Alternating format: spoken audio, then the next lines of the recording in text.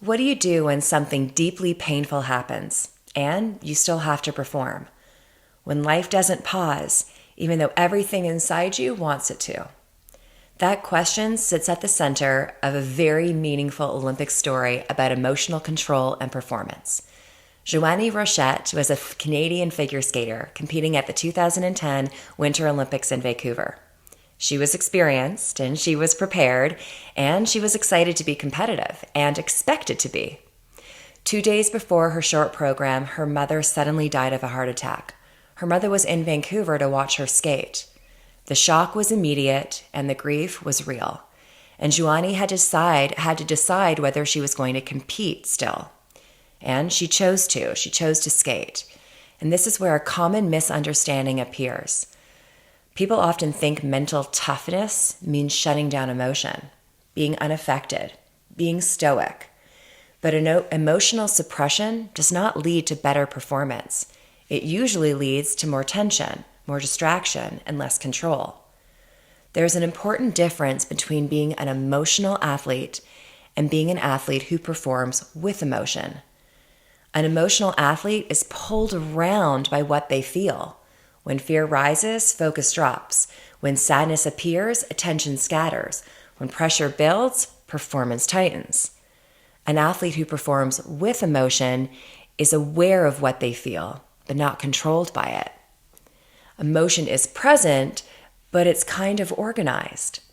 Joannie did not skate in spite of grief. She skated with it. Her emotion gave her a reason to stay focused. It gave meaning to her effort. It helped narrow her attention, perhaps. That's emotional regulation. Not pushing feelings away, but allowing them to exist without letting them take over. When Joannie skated her short program, she was carrying shock and loss. She was also carrying purpose.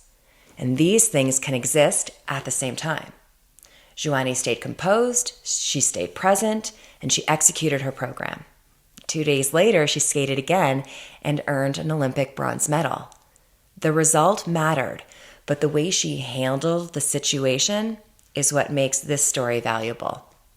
In performance psychology, we talk a lot about emotional load.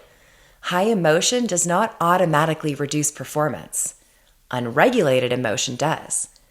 When emotion is connected to meaning and attention, it can stabilize attention rather than disrupt it. Joannie gave her emotion a job. Skate in a way that honors my mother, perhaps. She was present and she knew what to do. And that kept her being overwhelmed. This comes up constantly in my coaching practice. Athletes say, I'm too emotional. I feel too much. I need to toughen up. But feeling deeply is not the problem. Not knowing how to manage what you're feeling, that is. You see, emotion is information. Fear can signal importance. Sadness can signal meaning. Anger can signal values. Excitement can signal readiness. The goal is not to eliminate emotion. That's not even possible, in my opinion. The goal is to use it.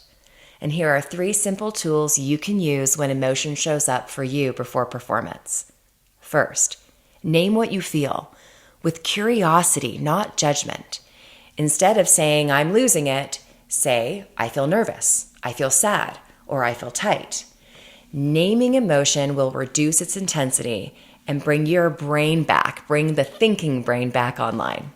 Second, give the emotion a function. Give it a job. Ask, how could this feeling help me right now? Nervousness can sharpen focus. Sadness can connect you to meaning. Energy can improve your effort. Emotion does not have to leave to be useful. Third, anchor to purpose. Ask yourself, why does this matter to me? And I'm not just talking about the results. I'm talking about you showing up. Because purpose organizes your emotion. When something is tied to meaning, the mind can be steadier. Joannie Rochette's story is not about being emotionless.